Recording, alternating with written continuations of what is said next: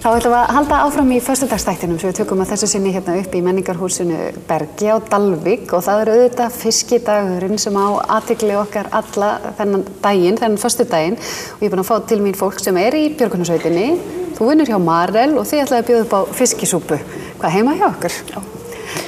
Hvers vegna ákveðið að taka þátt í þessu með þessum hætti og opna húsið og vera bara klári að gefa súpu? Þetta var nú hugmynd sem vaknaði einhvern tíðan hjá held ég bara Hauk og yfirmann hans. Já. Vinnunni, já. Vinnunni, þú ert hjá Marel? Já.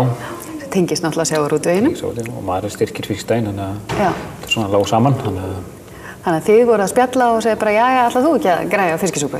Já, klálega. Já, það var illa þannig. Gera þetta saman. Já.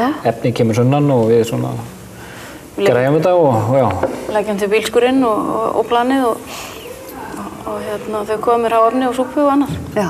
Svo erum við trúbador á garassunum spila og heldur upp stuði og... Nú, hver ætlar að vera trúbador í þér? Þetta er Ari Baldursson. Já. Búinn að vera 2 ár, þannig að...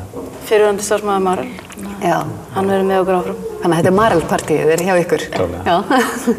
Þetta eitthvað svolítið einstakt, sérstaklega fiskisúpukvöldi. Mér finnst það ofsalega heillandi og einstök stemming. Eru þið kannski bara á kafi í pottunum eða náið að njóta þess að heilsa upp á fólk og spjalla og... Nei, það er bara rosa stuð hjá okkur, sko. Við alveg bara dýrkum hennar dag, sko. Já. Þetta er svona, ég kalla þetta svona fiskidagsaðventu, þessi vika sem er að líða. Þetta er svona, gíra mann upp og jú, við erum hellinga að njóta þess að vera með fólkinu, sko. Nákvæmlega. Fáið þið svona gesti mitt að sunnan eða annar stað frá? Nei, ekki mikla. Við hefum ekki tíma fyrir fólk. Nei. Við erum svo upptekin í öðru, sko. Nei, því miður. Nei, nennum ekki fá neitt. Nei, nákvæmlega. Ertu bara heima þar. En þetta það tala ekkert margir að þetta sé svolítið eins og jólin, það sé orðna svo miklar hefðir. Hvernig eru ykkar hefðir? Já, það nú bara, núna síðustu 3 árin þá bara fiskisúpu undirbúningurinn, sko. Já. Þú veist, að skreita og jú, og svo náttúrulega kannski reynum að njóta vikuna líka aðeins. Já, við aðdragandan að fiskdeginu náttúrulega rosa skemmtilegur. Hvað er að gerast í aðdragandan? Bara allir að græja, taka til og skreita og... Bærinn er svo fallegur og allir búin að mála og gera svo fínt hjá sér, sko. Nákvæmlega. Og svo breytið götu heiti? Já. Hvað heiti gatan ykkar til dæmis við fiskidaginn, munið það? Já, Marhnútabraut. Marhnútabraut, já. Marel-partí, Marhnútabraut. Og svo ert þú og þið bæði í björgunarsveitinni, og það er flugeldasýning. Hvernig flugeldasýningu eigum við vona á í ár? Klálega bara svo vanlega, þeir flottustu sem haldur á landinu, þannig að... Nei, þetta er... Jú, það er bara þannig, það er ekkert flóknara. Staðir er náttúrulega gríðarlega flottur og svo er þetta bara stór sýning sem er styrta saman á fiskdeginn, þannig að maður búist í flottu. Og okkar fólk er búið að vinna í 10 dagar átlust og er enn að vinna og verður allan föstudaginn og allan laugardaginn fram að minnati að undirbúa. Þannig að það er mikið lagt í þetta, þannig að við gerum að þetta er flott sýning. Þetta er rosaleg flugeldasýning. Já, gríðarlegu metnaður hjá þessum krökkum sem að setja hann upp, skipuleggjana.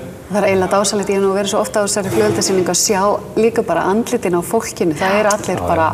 Og hlusta á fólki. Já. Svo gaman. Nákvæmlega.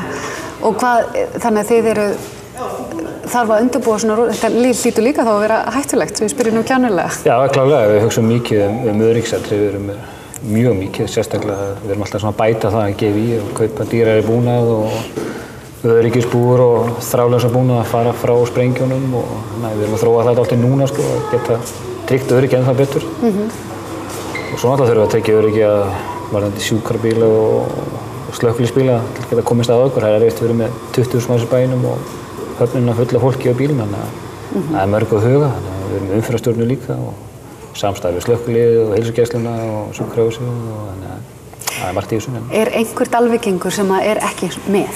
Að gera eitthvað? Já. Þú veist, ekki allir einhvern veginn að gera eitthvað? Ég held að allir hafa eitthvað hlutverk, sko. Já. Langflestir, sko. Hvað haldið þetta gerir fyrir samfélagið, bara fyrir heimamenn, fyrir íbúana, að vera með fiskidag? Þetta bara, gefið okkur alveg ótrúlega mikið. Það er svona einhvern veginn samheldni og svona okkar gleði, sko. Eitthvað sem við eigum rosalega mikið í, sko. Já. Og þessi stemming, var nú að tala við hann Júlla áðan, þar sem þetta er svo mikið lagt upp á að þetta sé, hvað ég segja, fallegt. Þetta sé kærleiksríkt og fjölskylduvænt. en ekki kannski gróð og fyllir eins og kannski...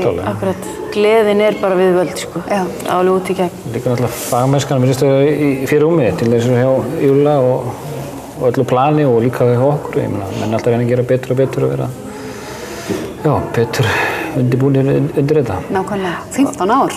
Já. Þetta alveg, maður í einhvern tíðan hugsaði ég nú þeir hljóta nú að fara allan að gera þetta bara annarkvört ár eða fara að gefast upp á og segja þetta svo mikil vinna en það verðist nú ekki vera hljóðið í fólki. Nei, það var nú haldin íbúafundur hérna fyrir nokkrum árum og þá spurti ég að gera þetta aftur og það voru held ég allir sem sagði já, sko. Já. Svona orðið svolítið spurningin eins og eigum að halda jólin aftur. Næstu því. Okkar jól. Okkar jól. Nákvæmlega, hvað svona að lokum? Hvað besta sætið fyrir flugeldasýningu? Hvað á maður að vera? Ég get að segja það, þá setjast allir þar. Já. Ég verð þar. En það í rauninni kannski bara besta stæðið bara þar sem fólkið á tónleikum. Þetta svæðið bara fullkomið fyrir flugeldasýningu. Fólki að horfa á tónleika, bara verið þar og snúið ykkur svo bara í austur og þá fáið best útsýning. Nákvæmlega. Fyrir þá sem ekki þekkja austur þá það til hægri frá sviðinu? Já, út á sjó fyrir ekki. Horfa út á sjó. Við erum stundum skömmu fyrir þetta Norðlendingar. Þið segir bara, já þetta austan við ísskápinn, hvernig ósköpunum að ég veit hvað það Svo ætla bara að huga að þetta búið að svona bara valga heim. Það hefur verið mikið af bílum og mikið af gangandi fólki og mikið af börnum að fólk verið svona aðeins að hugsa hvern annan og... Ekkert að flýta sér, þetta bara að komast allir heim. Á endanum, vera bara þolinmóður. Taka kannski ruslið með. Já. Það eitt svona, þegar það er að bjóða manni í veislu þar sem það frýr matur og svona einhvern veginn mætti alveg skjóta því að svo ég verði nú móðurleg hérna í viðtalinu. Takk ég ruslið með ykkur. Það gengið mjög vel hér. Er það ekki? Jú, alveg merkilegt að vakna sunnudagsmorgni og maður sér ekki neitt. Það bara ekki eins og þessu fiskidagurinn hafi ekki verið, sko. Ótrúlegt. Alveg ótrúlegt, sko. Magnað, en það sem sagt að mæta margnútabraut í fiskisúpu hjá Marel og njóta lífsins. Algjörlega. Ball og stuð og súpa. Nákvæmlega, æðislegt. Takk fyrir að koma til mín. Takk fyrir. Við ætlum að halda áfram og við ætlum að hitta hann Friðrik Ómar og tala þessa risa tónleika sem að Riggviðburðir standa fyrir og hann Friðrik auðvitað í fararbroddi. Og svo kíkjum við nú aðeins inn í Eyjafjarðarsveit því að handverkshátíðin á Hrafnagili haldin þar helgin og náttúrulega risastóra hátíð út af fyrir sig. Sjáumst eftir augnablik. Yfir út.